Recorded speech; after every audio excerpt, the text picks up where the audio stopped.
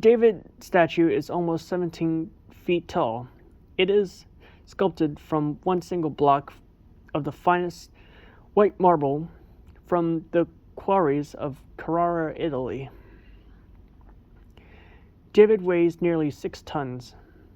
Can you imagine the effort transported in this ginormous block of white marble from Tuscany to Florence, nearly 100 miles back in the 1400s? Let's take a closer look at the features of David.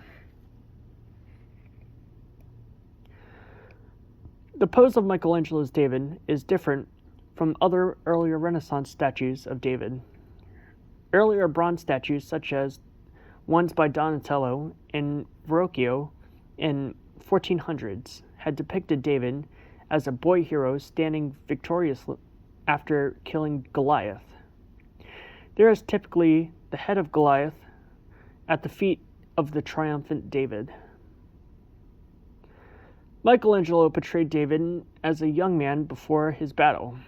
He seems in deep concentration. He actually holds the stone in his right hand and the slingshot on the shoulder, looking towards the giant with confidence. The sculpture is pure magnificence. The sculpture captures David before his battle with Goliath.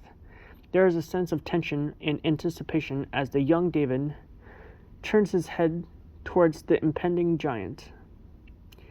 There is a sense of anticipation as his brow is furrowed. His neck tense and his veins are bulging as his left hand holds his sling. David's body is posed in contrapposto position, where he is leaning on his right leg in the contrapposto position. Most of the weight is on the right leg, and it creates shoulders that are pointed in one direction and his head pointed in the other direction. This creates a torsion in the body. This composition offers a sense that he is about to move. His nude form highlights the idealized human form and is prominent to the classical Greek art. Michelangelo's David statue was commissioned by the people of Florence at the beginning of the 16th century, when the freedom appeared to be in serious danger. The Medici family, whom were temporarily exiled from the city, were plotting to regain power, and Michelangelo's David was erected in front of Palazzo Vecchio, the most important government building in Florence, as a symbol of Republican freedom. The people of Florence embraced the statue of David because it represents the strength and courage of its people. The Florentines identified with David, who defeated their enemies and gained God's favor, just as the Florentine citizens have overcome rivalry of competing city-states and the control of the Medici family. Let's move on to the final piece. In 1508, Pope Julius II commissioned Michelangelo to paint the Sistine Chapel ceiling. Paintings like the Last Judgment are usually painted on the west end of the churches, near the back doors, to remind people as they leave. However, Pope Clement VII commissioned the Last Judgment painting on the east end, which is the altar wall. However, after his death, Pope Paul III took over the commission. The Pope wanted to convey strength and restore papacy's reputation in the Church's doctrines after the Protestant Reformation. Michelangelo's Last Judgment is a fresco located in the Sistine Chapel in the Vatican City.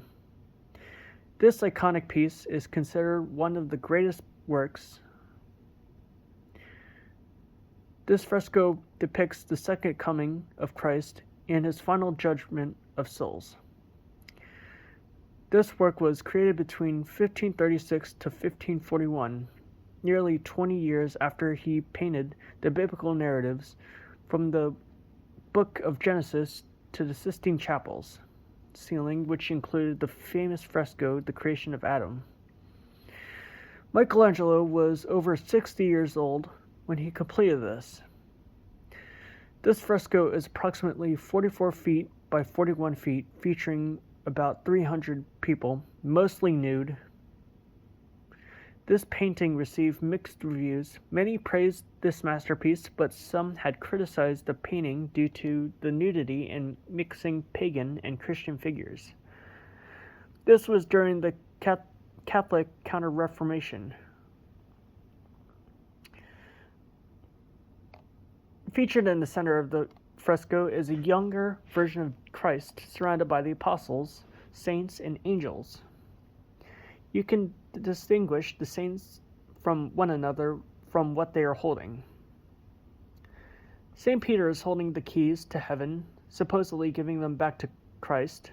St. Catherine, who is holding a wheel, reflecting on how she died. And St. Bartholomew, who is holding filleted skin, which is a reference to how he was skinned alive. The skin that the saint holds in his hand is thought to be a self-portrait of Michelangelo.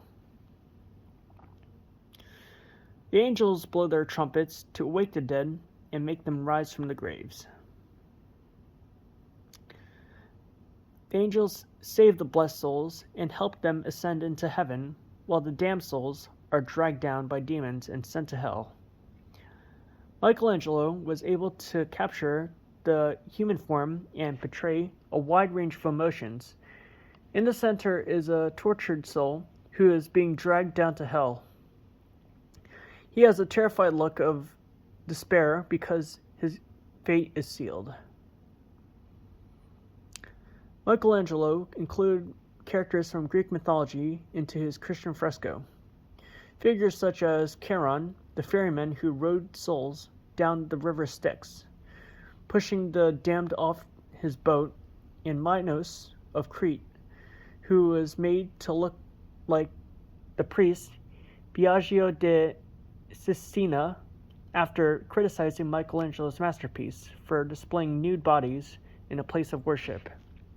He was given donkey ears and his genitals were being bitten by a serpent. The color and lighting of the fresco is mainly blue sky and the light skin tones of all the people. Near the bottom of the fresco, the people appear darker. Figures recede into the background with the use of linear perspective and depth. Figures in the background were painted lighter to also give depth.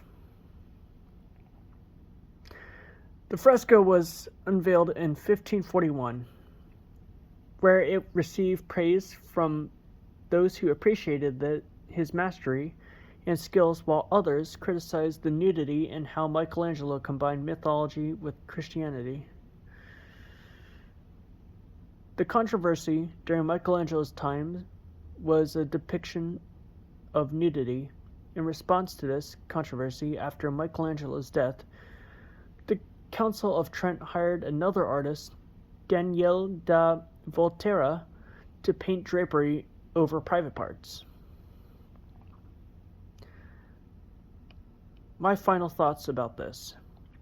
As I researched Michelangelo, I never appreciated the profound breadth and width of his talent and how much he has contributed to the world with his art.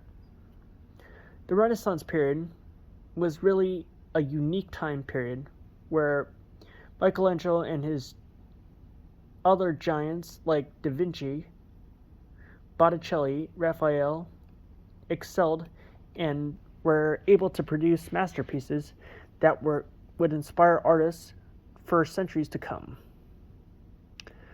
Whether or not you consider him a master painter or sculptor, he is truly a genius and ahead of his time.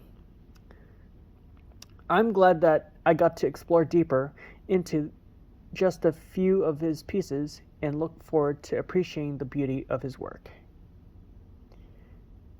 Thank you.